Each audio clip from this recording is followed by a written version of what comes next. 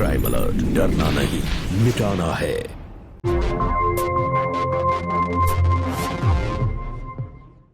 तंबाकू सेवन से कैंसर, दिल का दौरा, फेफड़ों के रोग जैसी कई जानलेवा बीमारियां होती हैं। इस फिल्म अथवा कार्यक्रम में दिखाए गए कलाकार किसी भी प्रकार के तंबाकू उत्पादों जैसे कि बीड़ी, सिगरेट, खैनी, जर्दा इत्यादि के सेवन का समर्थन या प्रचार नहीं करते हैं। मैं कभी कभी सोचता हूँ कि ये सिगरेट या बीड़ी पीने का क्या परिणाम होगा। क्या ये मेरे स्ट्रोक का कारण बन जाएगा जो मुझे अपने परिवार पर बोझ बना देगा? क्या ये मेरे फेफड़ों के कैंसर का कारण बन जाएगा? क्या ये मुझे मुंह के कैंसर या हृदय रोग या एम्फीसीमा के करीब लाएगा? अगली बार जब आप सिगरेट या बीड़ी पीने की सोचें तो खुद से पूछें, ये सिगरेट या बीड़ी पीने का क्या परिणाम होगा? तंबाकू आज ही छोड़ें। सहायता के लिए 1800-112356 पर कॉल करें या मिस्ड कॉल दें 01122901-701 पर।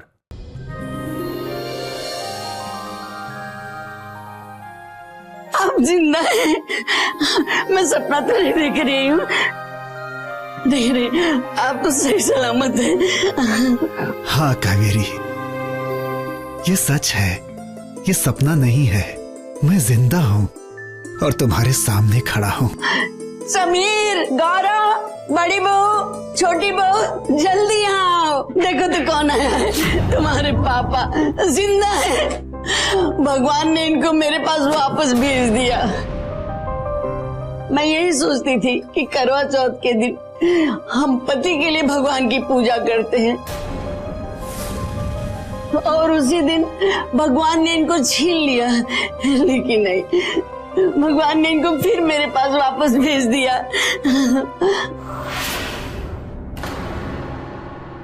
हाँ, आप कौन? मैं देवधर, मैं ही इन्हें लेकर आया हूँ। ये गंगा घाट पर बहुत बुरी हालत में मिले थे। इनकी जान तो बच गई। जब इन्हें होश आता फिर बेहोश हो जाते। बाद में होश आया भी तो इन्हें कुछ याद भी नहीं था। ऊपर वाला का लाख लाख शुक्र है, इन्हें सब कुछ याद आ गया और मैं इन्हें यहाँ लेकर आया। अब मुझे आज्ञा दीजिए। ठीक है।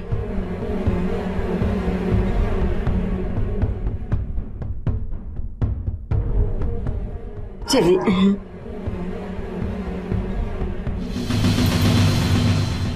क्या बात है बेटे, आप सब खुश नहीं दिख रहे हो? किसी के चेहरे पर मुस्कुराहट नहीं दिख रही है। ऐसी कोई बात नहीं है। अब आप आ गए हैं तो हम लोग खुशियां भी मनाएंगे। माम, पापा को अंदर ले चलिए।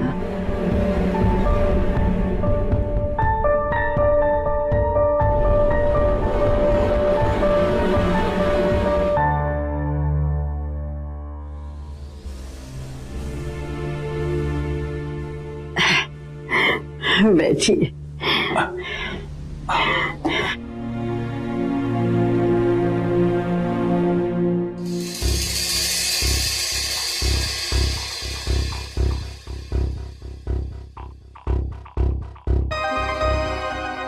किसी को भी पता लग गया ना कि पापा जिंदा हैं, तो हम सब लोगों के हाथों में लगेगी हथकड़ी और सीधे जाएंगे हम लोग जेल। अरे भैया, 25 लाख का क्लेम मिलने वाला है। अगर वो ना मिला तो मेरा प्रमोशन फिर से 10 लाख के लिए अटक जाएगा। कानून की नजरों में भी तो आ जाएंगे, क्या करें? अरे एक नहीं, कई सारे केस लगेंगे। बीमा कंपनी से फ्रॉड, पुलिस से धोखा, बॉडी की गलत शिनाख्त। मेरी तो समझ में नहीं आ रहा है कि क्या करे, सारे रास्ते बंद हो गए। ये क्या हाल बना रखा है कावेरी? जब आप ही नहीं थे तो मेरी हालत क्या हो सकती है? तुम्हारी मांग मैं सुना नहीं देख सकता।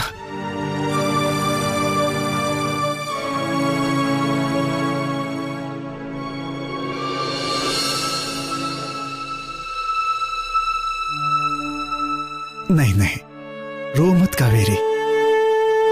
अब मैं आ गया हूँ कावेरी, सब ठीक हो जाएगा। सबसे पहले तो इस बात का ध्यान रखना कि पापा घर से बाहर ना जाने पाए और किसी को कानों कान खबर भी नहीं होनी चाहिए कि पापा जिंदा है। मुन्नू अभी छोटा है, वो किसी से कह सकता है। उसको कल स्कूल भेजने की कोई जरूरत नहीं है, ध्यान रखना। बाकी मैं देखता हूँ क्या कर सकता हूँ। खाना तो बहुत अच्छा था। चलिए अब जरा पेपर वर्क भी कर लेते हैं। जी।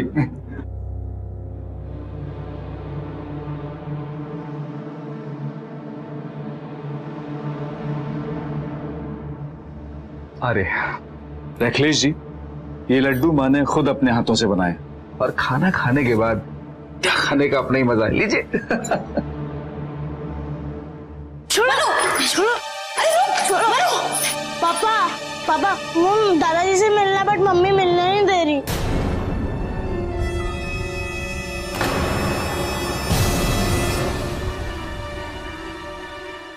अरे बेटा, मम्मा जैसा कह रही है वैसा कीजिए। हाँ हाँ, क्या बोल रहा है ये? दादाजी से मिलना है? अरे भाभी ले जाओ ना। मनु बेटा, भाभी तुम्हें दादाजी के पास ले जाएंगे। जाओ जाओ। चल। क्या बताएं अखिलेश जी, पापा के जाने के बाद हमने खुद को संभाल लिया, लेकिन इस मासूम को कैसे बताएं? जब भी नींद से उठता है बस यही कहता है कि दादाजी के पास जाना, दादाजी के पास जाना है। इसे कैसे बताएं कि पापा इस दुनिया में नहीं रहे? अच्छा है। चलिए ठीक है, माँ जी को बुलाइए, उन्हें चेक तो दे दो। अखिलेश जी, एक्चुअली टाइम ज्यादा हो गया है, वो सो गई होंगी। आप चेक मुझे दे दीजिए, मैं साइन कर देता हूँ। साइन तो उन्हीं के लेने पड़ेंगे। कोई बात नहीं, जगह लीजिए, 2 मिनट लगेंगे। भैया मैं देखता हूँ।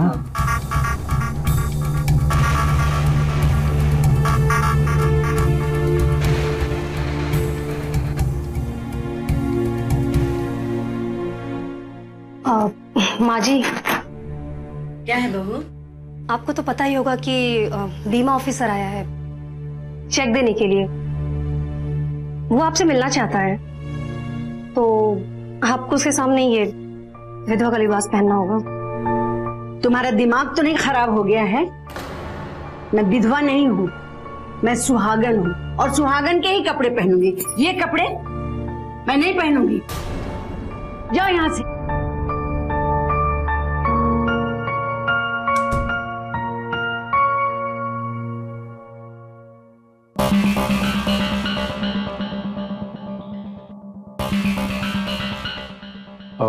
वो माँ की तबीयत ठीक नहीं है। क्या तबीयत ठीक नहीं है?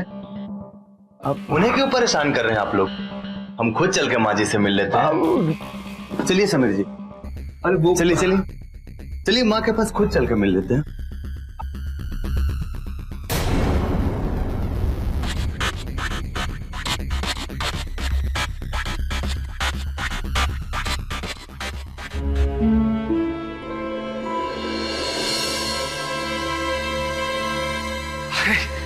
लीजिए, माँ जी आ गई। माँ जी आइए, अखिलेश जी आपसे मिलना चाहते। नमस्ते माँ जी। माफ कीजिएगा माँ जी, अभी आपको तकलीफ दिया। दरअसल आपके दस्तखत लेने बहुत जरूरी थे। आप यहाँ पे दस्तखत कर दीजिए।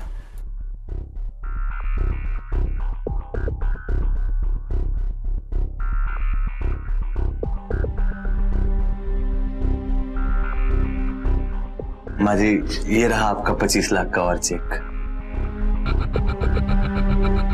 ठीक है माँ जी, मैं चलता हूँ। चलिए समीर जी। अच्छा हाँ, आइए, आपका बैग लेके आता हूँ। ये चलिए।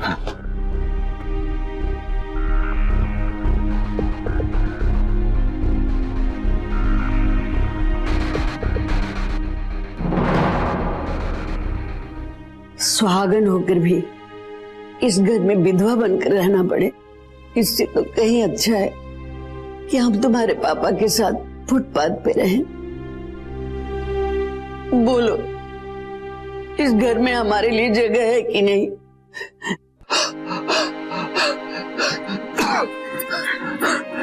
चिंता मत कीजिए, आपकी तबीयत बिल्कुल ठीक हो जाएगी। हमने समीर से बात की है,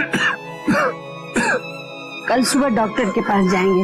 आज रात बहुत हो गई है ना, मैं तुलसी का काढ़ा बना कर लाती हूँ, पियेंगे ना तो बहुत आराम होगा। ठीक है?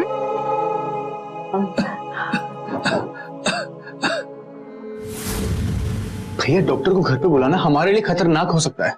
जानता हूँ गौरव, अगर ये मामला दोबारा खुला ना तो पुलिस फिर से छानबीन शुरू कर देगी, और इस बार हम लोगों के लिए छिपाना मुश्किल हो जाएगा कि पापा की मौत के जिम्मेदार हम थे।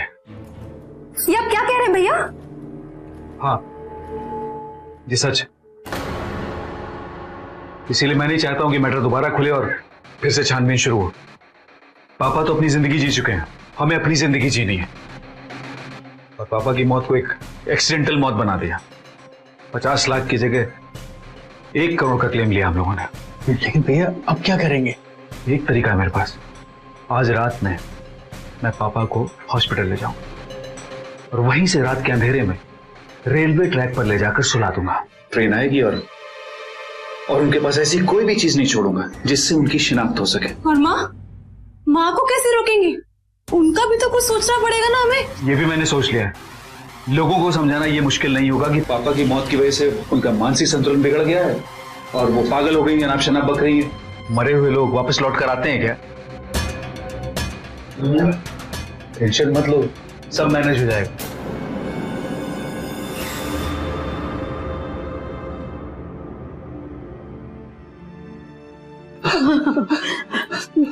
चलिए जी, हम लोग को अभी चलना है, अभी तुरंत उठिए ना। कहाँ जाना है? अरे अभी हम लोग को चलना है, बताती हूँ ना, मैं सब बताती हूँ, सब बताती हूँ।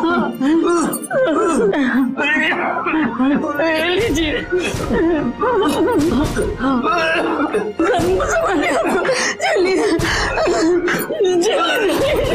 चलिए चलिए, हम लोग को कैसे भी निकलना है अभी।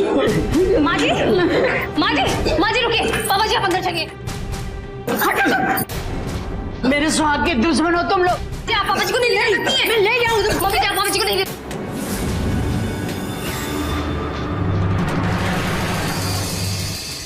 चलिए जी। पापा, दीदी, भैया। पता नहीं कहाँ चले गए ये लोग। अरे भैया कहीं मिले? नहीं भैया, पता नहीं कहाँ चले गए। हाँ जी, शायद उनको लेके पुलिस स्टेशन गई होंगी। तुम वहां देखो। जी भैया। 1 मिनट। हाँ अरे भाऊजी,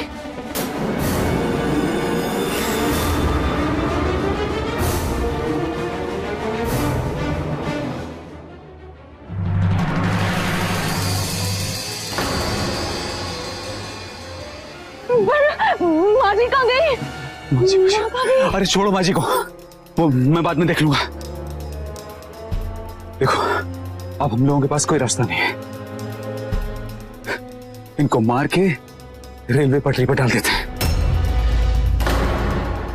और इनके चेहरों को इतना बिगाड़ देते हैं जिससे कोई पहचान ना पाए।